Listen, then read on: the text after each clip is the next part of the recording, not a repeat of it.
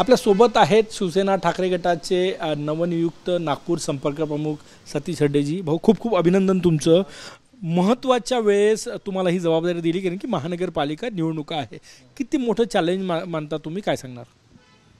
Challenge तर मोठं आहेच, कारण की पक्षाचं विभाजन झाल्यानंतर इथे थोडंसं आम्ही मागे होतो, परंतु आमच्या नागपूर शहरामध्ये जास्त शिवसैनिक काही कुठे सोडून गेलेले नाही आहे.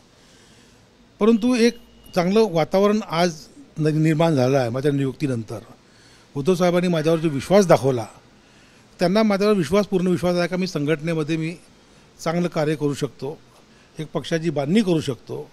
आणि त्या माध्यमातून, त्या दृष्टिकोनातून त्यांनी माझी नियुक्ती केलेली आहे. आणि त्यांनी मला सांगितलेलं आहे की आपल्याला महानगरपालिकेत टार्गेट करायचं आहे. आपण आघाडीमध्ये लढायचं का इंडिव्हिज्युअल वेगळं स्वतंत्र लढायचं, हा शिवसैनिकांशी बोलून आपण निर्णय घेऊ, असं त्यांनी मला कळवलेलं आहे. किती जागांचं टार्गेट तुम्ही नागपूर, कारण की तुमची थेट लढत जी आहे ती इथे भाजपची आहे. मुख्यमंत्र्यांचं शहर आहे, संघाचं मुख्यालय असलेलं शहर आहे, त्यामुळे चॅलेंजेस ठाकरे गटासमोर खूप मोठे आहे. आपल्या माहिती का करता म्हणून सांगतो, 2007मध्ये सुद्धा हा BJPचा गड होताच. त्यावेळेससुद्धा आम्ही लढलो, आम्ही इंडिव्हिज्युअल लढलो, वेगळे लढलो. आणि ते वेगळे लढूनसुद्धा आम्ही ते 9 नगरसेवक त्यावेळेस निवडून आणले होते. जिल्हा परिषदला सुद्धा 8 आमचे जिल्हा परिषद सदस्य होते, पंचायत समिती सदस्य होते. तर एक त्यावेळेस चांगलं वातावरण होतं. आजसुद्धा मला विश्वास आहे का तसंच एक वातावरण निर्माण इथे होईल, कारण की ज्या पद्धतीनं काल पूर्ण शिवसैनिक, झाडून शिवसैनिक आमचे काल येऊन गेलेत. जुने शिवसैनिक, जुने जाणते शिवसैनिक जे कुठे दिसत नव्हते, त्या लोकांचा मला फोन आला. उद्धव साहेबांचे धन्यवाद त्यांनी विशेष केले. आणि त्यांनी म्हटलं का भाऊ, तुझ्याकडे जबाबदारी दिली आहे, आम्हाला सांगा आम्हाला काय आदेश आहे. आणि त्या माध्यमातून आम्ही तो सगळ्या जुन्या शिवसैनिकांना, जुन्या जनतांना, जे नाराज कोणी असतील त्यांच्या घरी जाऊन त्यांच्याशी बोलून संघटन कसं वाढवता येईल ह्याचा प्रयत्न आम्ही करणार आहोत.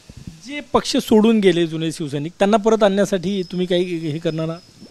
बरेच त्यापैकी बरेच लोक जे शिंदे गटात गेलेले आहेत, कुठे राष्ट्रवादीमध्ये गेलेले आहेत, शरद पवार गटात गेले आहेत, अजित पवार गटात गेले आहेत, ते काल माझ्याकडे येऊन गेलेत. हे माझ्या शिवसैनिकांना माहिती आहे. आता हे सगळे बसलेले आहेत.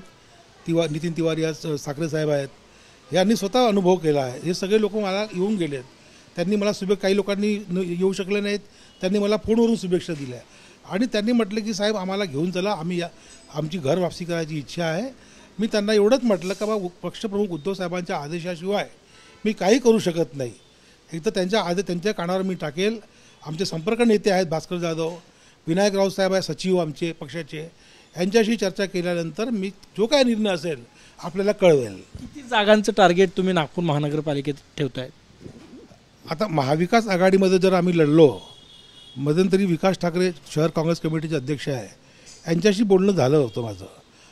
आणि त्यांनी म्हटलं होतं का आपण विचार करू, आणि जर आपण व्यवस्थित आपण जागेचं वाटप केलं तर आपण इथे, त्यांनासुद्धा माहिती आहे का आपण अलायन्स केल्याशिवाय, कारण की आमचीसुद्धा ताकद पूर्व नागपूर, दक्षिण नागपूर, उत्तर नागपूरमध्ये आहे, मध्य नागपुरातसुद्धा आहे. आम्हीसुद्धा, आमच्या उमेदवारांनीसुद्धा मागच्या निवडणुकीत जरी 2 सीटा आल्या असेल, पण आम्ही ह्या प्रभागातसुद्धा, ह्या माझा प्रभाग जो आहे इथं सेकंडवर राहिलेलो आहे. आम्ही काँग्रेस थर्डवर होती. इथे किती टार्गेट आहे? 10-15 किती जागा निवडून येण्याचं टार्गेट आहे? आता महाविकास आघाडीमध्ये लढलो आम्ही, तर आता किती सीटा आम्हाला मिळतात, किती जागा आम्हाला मिळतात, त्याच्यावर सगळं अवलंबून आहे. आता मी सांगू शकत नाही. शेवटचा प्रश्न माझा, गेल्या काही दिवसात नागपूर महानगरपालिकेवर ठाकरे गट आक्रमक राहिलेला आहे. अनेक जनतेचे प्रश्न घेऊन आंदोलनं झालेली आहेत. कसं बघता तुम्ही ही आक्रमकता जी आहे ती सीट्स विनिंगमध्ये काही परिवर्तित होईल? नक्कीच परिवर्तित होतील, कारण की शिवसैनिक म्हटलं तर आक्रमक असतो. आणि बाळासाहेबांचा हा शिवसैनिक आहे, उद्धव साहेबांच्या नेतृत्वावर विश्वास ठेवणारा शिवसैनिक आहे. हा एक त्यांचा आक्रमकता, हा त्यांच्यामध्ये गुण असतोच. आणि याचा फायदा आम्हाला मिळणार आहे. आमचे भास्कर जाधव साहेबसुद्धा आहे, यांच्या नेतृत्वात आम्हाला इथे लोकल मिळतो, पूर्व विदर्भात मिळते. त्यांची एक आक्रमकता आहे. हाऊसमध्ये ज्या पद्धतीने ते सरकारची भांडतात, सरकारकडे विषय ठेवतात, त्यामुळे संपूर्ण महाराष्ट्रामध्ये त्यांच्याबद्दल एक चांगलं मत आहे. त्याचासुद्धा फायदा आम्हाला नागपुरात मिळेल. कॅमेरामॅन सचिन सॅमसह गजानन उमाटे, TV9 मराठी, नागपूर.